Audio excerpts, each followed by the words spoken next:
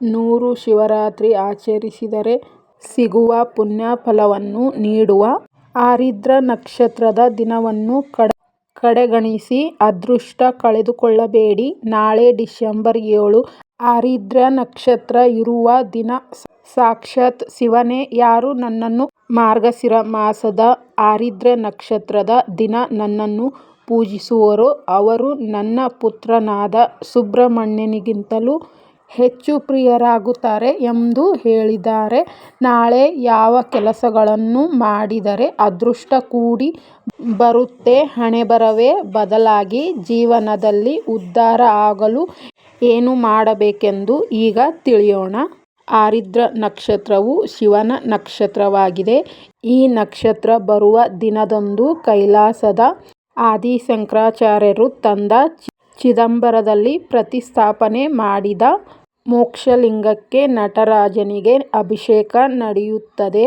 ಎಲ್ಲ ಶಿವನ ದೇವಾಲಯದಲ್ಲೂ ಈ ದಿನ ಅಭಿಷೇಕ ಜರುಗುತ್ತದೆ. ಈ ಅಭಿಷೇಕವನ್ನು ನಾಳೆ ಬೆಳಗ್ಗೆ 3 ಗಂಟೆಯಿಂದ 4 ಗಂಟೆಯ ಸಮಯದಲ್ಲಿ ಮಾಡಲಾಗುತ್ತದೆ. ಈ ಅಭಿಷೇಕದ ದರ್ಶನವನ್ನು ಪಡೆದರೆ ಸಾಕು. ಆರಿದ್ರ ಅಭಿಷೇಕ ಎಂದು ಕರೆಯಲಾಗುವ ಈ ಅಭಿಷೇಕ ಮನುಷ್ಯನ ಎಲ್ಲ ದುಃಖಗಳನ್ನು ದೂರ ಮಾಡುತ್ತದೆ.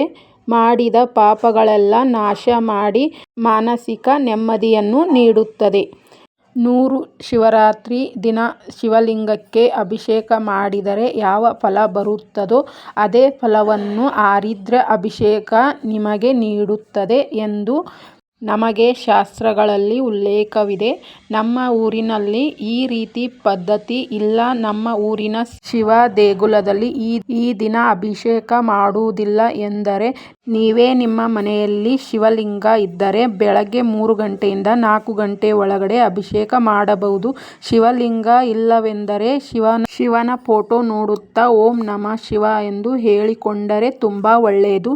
ನಿಮಗೆ ಸಾಧ್ಯವಾದರೆ ಶಿವನಿಗೆ ಪಂಚಾಮೃತ ಅಭಿಷೇಕ ಮಾಡಿ, ಕಬ್ಬಿನ ರಸದಿಂದ ಅಭಿಷೇಕ ಮಾಡಿ. ಈ ದಿನ ಶಿವನಿಗೆ ಮಾಡುವ ಅಭಿಷೇಕದಿಂದ ಸಿಗುವ ಫಲವನ್ನು ವರ್ಣಿಸಲು ಸಾಧ್ಯವಿಲ್ಲ, ಕಣ್ಣಿಂದ ನೋಡಲು ಸಾಧ್ಯವಿಲ್ಲ ಎಂದು ಪುರಾಣಗಳಲ್ಲಿ ತಿಳಿಸಿದ್ದಾರೆ. ಈ ದಿನ ಶಿವನ ದೇವಾಲಯದಲ್ಲಿ ನಂದೀಶನ ಮೂಲಕ ಶಿವನ ದರ್ಶನ ಮಾಡಿದರೆ ತುಂಬಾ ಒಳ್ಳೆಯದು.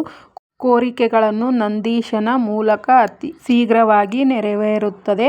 ಬೆಳಗಿನ ಜಾವ 3 ರಿಂದ 4 ಗಂಟೆ ಒಳಗಡೆ ಶಿವನಿಗೆ ಅಭಿಷೇಕ ಮಾಡಲು ಸಾಧ್ಯವಾಗದಿದ್ದರೆ ವಿಭೂತಿಯನ್ನು ಈ ದಿನ ಸ್ಪರ್ಶ ಮಾಡಿ ಓಂ ನಮಃ ಶಿವ ಎಂದು ಹೇಳಿಕೊಳ್ಳಬೇಕು. ಮನೆಗೆ ಹತ್ತಿರದಲ್ಲಿ ಬಿಲ್ಪತ್ರ ವೃಕ್ಷವಿದ್ದರೆ ಸ್ಪರ್ಶ ಮಾಡಿ ಪ್ರದಕ್ಷಿಣೆ ಮಾಡಿ ಓಂ ನಮಃ ಶಿವ ಎಂದು ಹೇಳುತ್ತಾ ಶಿವನ ನಾಮಸ್ಮರಣೆ ಮಾಡಬೇಕು. ಕಣಕಲೆ ಪುಷ್ಪವನ್ನು ಶಿವನಿಗೆ ಅರ್ಪಿಸುವುದಾದರೆ ಜೊತೆಗೆ ಈ ದಿನ ಕಣಕಲೆಯನ್ನು ನೀರಿನಿಂದ ನೆನೆಸಿ ಆ ನೀರಿನಿಂದ ಶಿವನಿಗೆ ಅಭಿಷೇಕ ಮಾಡಿದರೆ ನಿಮ್ಮೆಲ್ಲ ಆರ್ಥಿಕ ಸಂಕಷ್ಟಗಳೆಲ್ಲ ಮುಕ್ತಿ ದೊರೆಯುತ್ತದೆ. ಮೈತುಂಬ ಸಾಲ ಮಾಡಿಕೊಂಡಿದ್ದರೆ ಕೈಯಲ್ಲಿ ದುಡ್ಡೇ ನಿಲ್ತಾ ಇಲ್ಲ ಎಂದರೆ ನಾಳೆ ಭಾನುವಾರ ಆರಿದ್ರ ನಕ್ಷತ್ರದ ದಿನ ಬ್ರಹ್ಮ ಮುಹೂರ್ತದಲ್ಲಿ ತಪ್ಪದೆ ಈ ಕೆಲಸ ಮಾಡಿ. ಶಿವನು ಜನಿಸಿದ ನಕ್ಷತ್ರ ಆರಿದ್ರ ನಕ್ಷತ್ರ. ಈ ದಿನ ಶಿವನನ್ನು ಒಲಿಸಿಕೊಳ್ಳಲು ಶಿವನಿಗೆ ಸಂಬಂಧಿಸಿದ ಎಲ್ಲ ದೇವರುಗಳನ್ನು ದರ್ಶನ ಅಥವಾ ಪೂಜೆಯನ್ನು ಮರೆಯದೆ ಮಾಡಬೇಕು. ಶಿವನ ಅನುಗ್ರಹ ಸಿಗಲು ಶಿವನ ಮಡದಿಯಾದ ಪಾರ್ವತಿ ದೇವಿಯನ್ನು ಈ ದಿನ ನೋಡಬೇಕು. ಆದರೆ ದುರ್ಗೆಯ ನಾನಾ ಅವತಾರವಾದ ಚಾಮುಂಡೇಶ್ವರಿ, ಚಂಡೇಶ್ವರಿ, ಕಾಳಿ, ಗ್ರಾಮದೇವತೆ ಹಾಗೂ ದುರ್ಗಾ ಸ್ವರೂಪ ದೇವಿ ಆಲಯಗಳಲ್ಲಿ ದೇವಿ ದರ್ಶನ ಮಾಡಿ ಶಿವನ ನಾಮಸ್ಮರಣೆ ಮಾಡಬೇಕು. ಶಿವಪುತ್ರರಾದ ಗಣೇಶ ಹಾಗೂ ಸುಬ್ರಹ್ಮಣ್ಯ ಸ್ವಾಮಿ ದರ್ಶನ ಪಡೆದು ನಿಮ್ಮೆಲ್ಲ ಕೋರಿಕೆಗಳನ್ನು ನೆರವೇರಲಿ ಎಂದು ಬೇಡಿಕೊಂಡು ಓಂ ನಮಃ ಶಿವಾಯ ಎಂದು ಹೇಳಿಕೊಂಡರೆ ಕಷ್ಟಗಳು ಶಿವನ ಕೃಪೆಯಿಂದ ದೂರವಾಗುತ್ತದೆ. ಶಿವನಿಗೆ ಶಿವರಾತ್ರಿ ಎಷ್ಟು ಪ್ರಿಯವಾಗಿರೋದೋ ಅಷ್ಟೇ ಪ್ರಿಯವಾದ ದಿನ ಈ ಆರಿದ್ರ ನಕ್ಷತ್ರ ಬಂದಿರುವ ದಿನವಾಗಿದೆ. ಶಿವನಿಗೆ ಸಂಬಂಧಿಸಿದ ನಂದಿ ಅಂದರೆ ಗೂಳಿ ಅಥವಾ ಎತ್ತುಗಳನ್ನು ಮನೆಯ ಸಮೀಪದಲ್ಲಿದ್ದರೆ ಅವುಗಳಿಗೆ ಆಹಾರವಾಗಿ ಬಾಳೆಹಣ್ಣು ವಿಧದ ಹಣ್ಣುಗಳನ್ನು ಕೊಟ್ಟು ಶಿವನನ್ನು ಕೇವಲ ಒಂದು ಸಲ ಮನಸ್ಸಿನಲ್ಲಿ ಸ್ಮರಿಸಿದರೆ ಸಾಕು. ಶಿವಪ್ಪನ ಕೃಪೆಯಿಂದ ನಿಮ್ಮ ಆಗದೇ ಇರುವ ಕೆಲಸಗಳು ಕೂಡ ಆಗುತ್ತದೆ.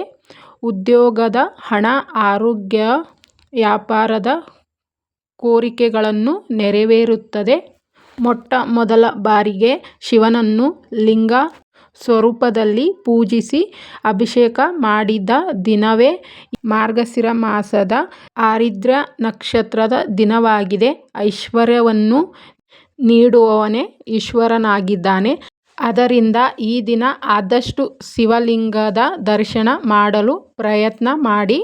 ಬ್ರಾಹ್ಮಿ ಮುಹೂರ್ತದಲ್ಲಿ ಸಾಧ್ಯವಾಗದಿದ್ದರೆ ಭಾನುವಾರ ಯಾವುದೇ ಸಮಯದಲ್ಲಿ ಶಿವಲಿಂಗದ ದರ್ಶನ ಮಾಡಿ. ಬ್ರಹ್ಮ ಬರೆದ ಹಣೆಬರಹವನ್ನು ಕೂಡ ಶಿವನು ಬದಲಿಸುತ್ತಾನೆ. ಆದ್ದರಿಂದ ಪ್ರತಿಯೊಬ್ಬರೂ ನಾಳೆ ಭಾನುವಾರದ ದಿನ ಭಕ್ತಿಯಿಂದ ನಿಸ್ವಾರ್ಥದಿಂದ ಒಳ್ಳೆಯದಾಗಬೇಕು ಎಂದು ಕೇಳಿಕೊಳ್ಳುವುದರ ಜೊತೆ ಮನಸಾರೆ ಶಿವನಿಗೆ ಪ್ರೀತಿಯಿಂದ ಪೂಜೆ ಮಾಡಿ.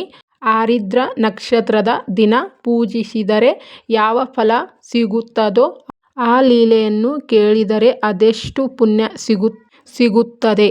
ಈ ದಿನ ಶಿವನಿಗೆ ಪ್ರಿಯವಾದ ತೆಂಗಿನಕಾಯಿ ದೀಪಾರಾಧನೆ ಮನೆಯಲ್ಲಿ ಮಾಡಿಕೊಳ್ಳಿ. ಶಿವನ ದೇಗುಲದಲ್ಲಿ ಮಣ್ಣಿನ ದೀಪಗಳನ್ನು ಬೆಳಗಿಸಿ ಶಿವನ ದೇಗುಲ ಉತ್ಸವದ ಮೂರ್ತಿಯನ್ನು ದರ್ಶನ ಪಡೆದು ಮನೆಗೆ ಬನ್ನಿ. ಈ ಮಾಹಿತಿ ನಿಮಗೆ ಇಷ್ಟವಾದರೆ ಓಂ ನಮಃ ಶಿವಾಯ ಎಂದು ಬರೆದು ವಿಡಿಯೋನ ಶಿವನನ್ನು ನೆನೆದು ಭಕ್ತಿಯಿಂದ ಶೇರ್ ಮಾಡಿ. ನಮ್ಮ ಅಂಜಲಿ ರೆಡ್ಡಿ ಯೂಟ್ಯೂಬ್ ಚಾನಲ್ಗೆ ಫಾಲೋ ಮಾಡಿ. ಧನ್ಯವಾದಗಳು. Thank you.